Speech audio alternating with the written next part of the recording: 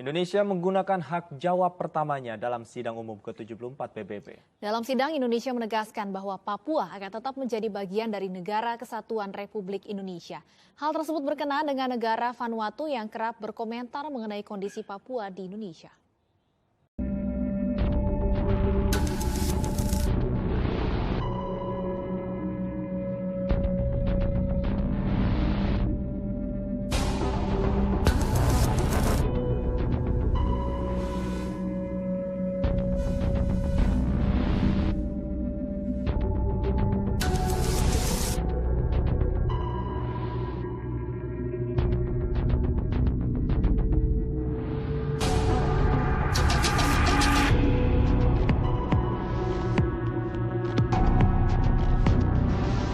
Informasi lainnya ini mengenai negeri Vanuatu yang kembali menyinggung soal pelanggaran hak asasi manusia di Papua di sidang umum PBB.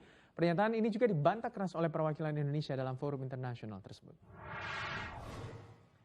Dalam forum tersebut, Perdana Menteri Vanuatu Bob Longham Weibur meminta PBB untuk mengunjungi Papua dan bahkan menyebutkan ada pelanggaran HAM secara luas di Papua Barat. Menanggapi hal ini, diplomat asal Indonesia Cindy Nurfitri membantah semua tudingan Vanuatu soal Papua. Cindy bahkan menegaskan bahwa Vanuatu dalam hal ini telah melakukan pemelintiran fakta. Cindy mengatakan bahwa Vanuatu sengaja menutup mata ketika kelompok separatis bersenjata di Papua Barat membunuh perawat, petugas kesehatan, guru, pekerja bangunan, dan juga aparat penegak hukum. Padahal mereka adalah orang yang mendedikasikan hidupnya untuk masyarakat Papua. Dan sudah hadir di studio perwakilan tetap Republik Indonesia untuk Dewan HAM PBB Hasan Kleib. Selamat sore Pak Hasan. Pak Hasan, apa yang menarik yang mungkin bisa Anda sampaikan kepada kami maupun pemirsa di rumah terkait dengan kedatangan Komisaris Tinggi Dewan HAM PBB ke Indonesia? Nah, terima kasih. Mungkin berangkatnya kita ambil 3 poin saja. Pertama, kenapa dia diundang, apa yang dibahas di sini, dan bagaimana hasil-hasil kunjungannya itu. Pertama adalah kita mengundang Komisaris Tinggi HAM Zaid Al-Hussein adalah karena selama ini beliau menerima laporan-laporan selama dari perorangan, dari korban, dari LSM HAM maupun dari kantor beliau yang ada di Bangkok. Semua laporan yang masuk tentunya adalah berkaitan dengan pelanggaran HAM. Tidak ada satupun yang positif. Semuanya negatif. Nah, apakah pilihannya sekarang seperti apakah kita pembiaran, biarkan beliau tidak mengetahui apa sebetulnya yang promosi apa, proteksi apa, perkembangan HAM apa yang terjadi di Indonesia. Oleh karena itu, pemerintah Indonesia mengundang beliau untuk melihat secara langsung. Oleh karena beliau datang hari Minggu, hari Senin bertemu langsung dengan sejumlah LSM di Indonesia, dan hari berikutnya bertemu dengan Bapak Presiden dan beberapa menteri. Dikit agak meluruskan karena barusan dengan berita dikaitkan dengan Timika, tidak ada kaitan dengan Timika. Kebetulan saja beliau ada di sini. Beliau hanya mengingatkan di Papua itu adalah bahwa di setiap negara ada bisnis asing itu diharapkan dapat memberikan manfaat lebih kepada masyarakat setempat.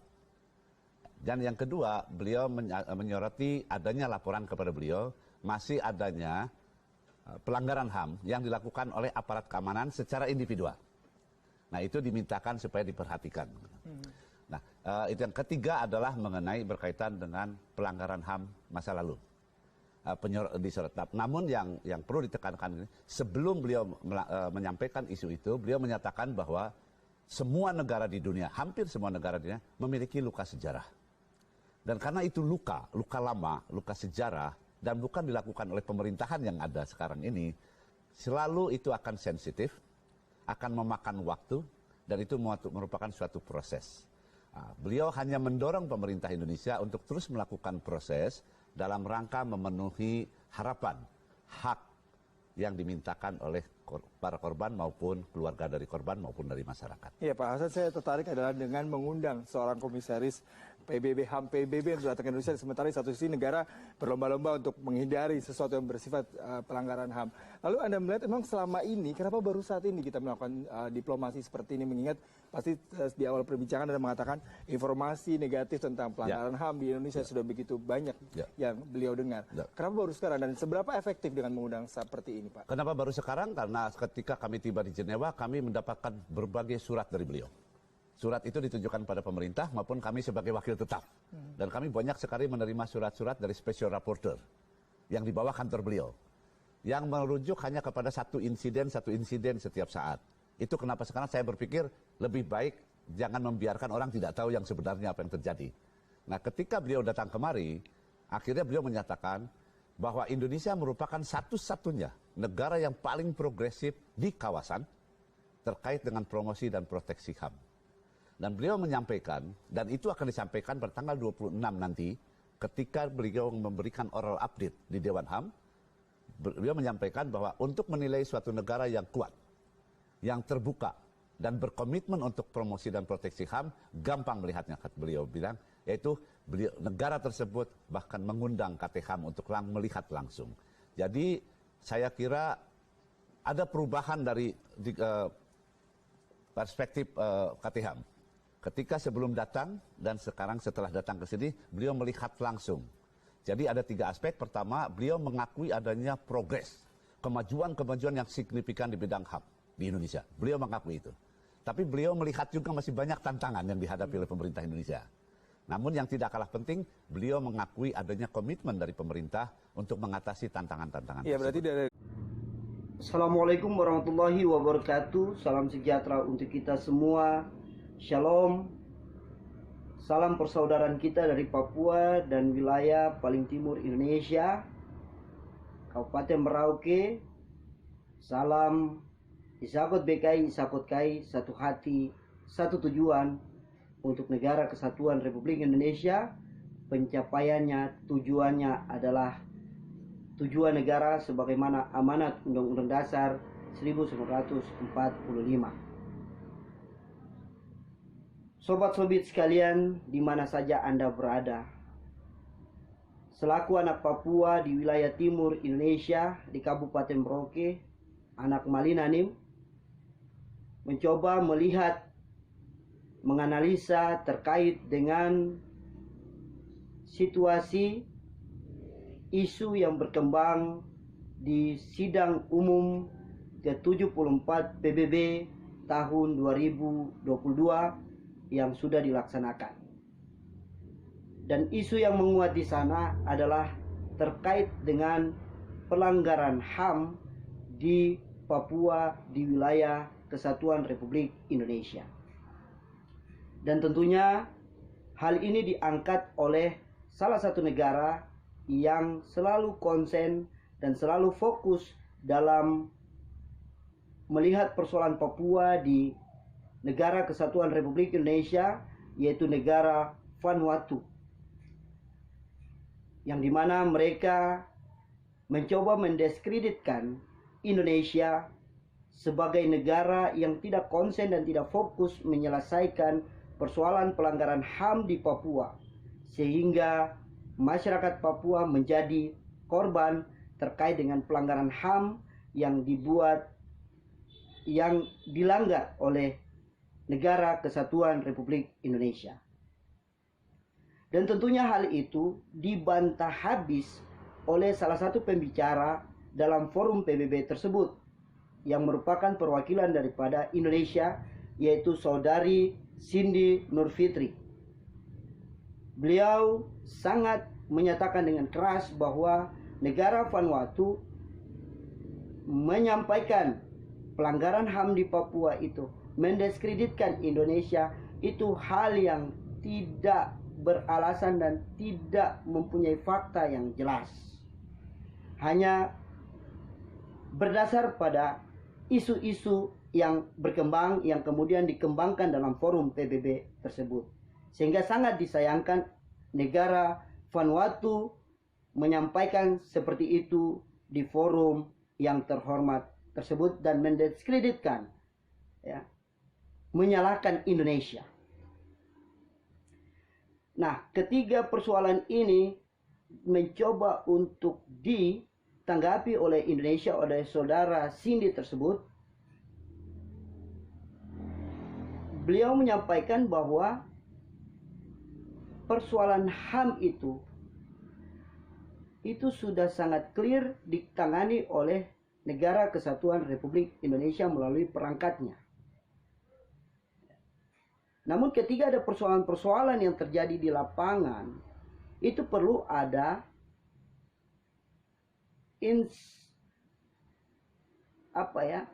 perlu ada investigasi yang intens terkait dengan hal tersebut, karena itu bukan persoalan yang semata-mata ideologi.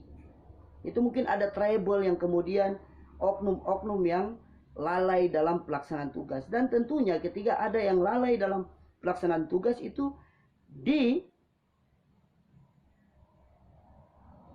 proses secara hukum sesuai dengan aturan perundang-undangan yang berlaku terkait dengan pelanggaran HAM yang terjadi. Dan itu dinyatakan secara tegas bagi oknum-oknum yang melanggar akan hal itu. Sehingga itu bukan mengatasnamakan negara, tetapi oknum-oknum yang kemudian tidak menjalankan tugasnya dengan baik. Jadi bukan atas nama negara.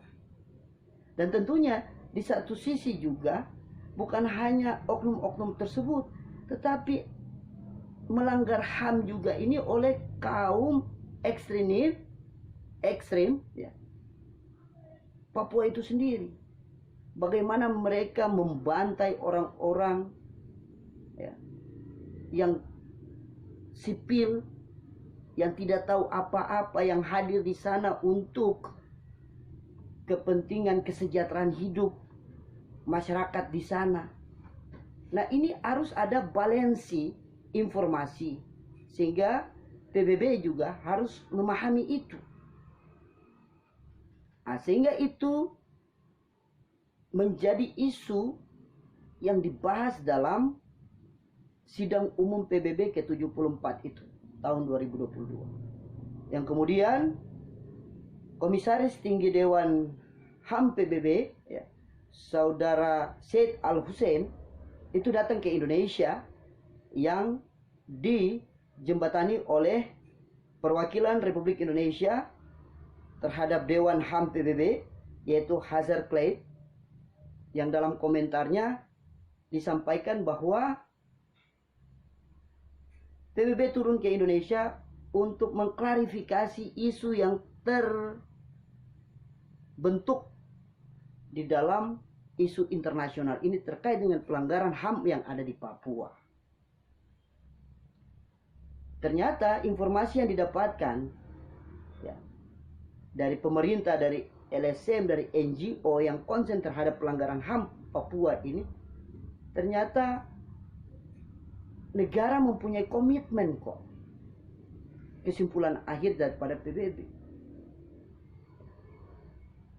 Artinya bahwa pelanggaran HAM ini sengaja dimainkan oleh kelompok-kelompok ekstrem tertentu di tanah Papua ini untuk kemudian memutarbalikkan fakta, untuk kemudian mempengaruhi daripada negara-negara yang notabene juga mungkin mereka tidak suka terhadap Indonesia, menginginkan Papua terlepas daripada Indonesia. Dan tentunya komitmen kami, anak-anak Papua, itu hanya segelintir kelompok. Papua ini sangat besar.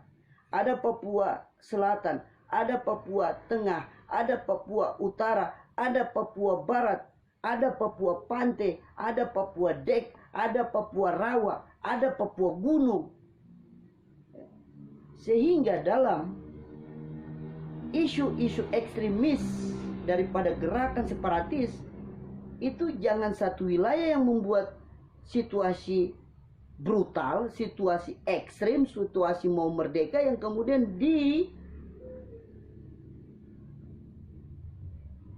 berlakukan semua Papua ingin merdeka. Tidak seperti itu. Saya atas nama anak Papua Cendekiawan Muslim Malinanim dari Kabupaten Merauke, keturunan Papua dari Kabupaten Merauke, sangat tegas menyuarakan ini kepada Dewan PBB. Jangan menegakkan sepihak, tetapi mari menegakkan kami juga warga Papua yang melihat tentang bagaimana untuk kita berkembang di dalam negara kesatuan Republik Indonesia ini. Sehingga harapan kami kepada PBB, apa yang sudah didapatkan informasi dari kunjungan tersebut ya, itu bisa menjadi pertimbangan untuk langkah-langkah mendukung komitmen Indonesia dan terkhusus mengawal proses pembangunan yang ada di Papua dan mensejahterakan masyarakat Papua. Intinya di situ. Mungkin itu saja yang dapat saya sampaikan. Kurang dan lebih kami mohon maaf. NKRI tetap jaya. Papua tetap dalam negara kesatuan Republik Indonesia. Itulah komitmen kami, anak negeri dari Merauke, penjaga pintu gerbang negara Republik Indonesia yang paling selatan. Terima kasih.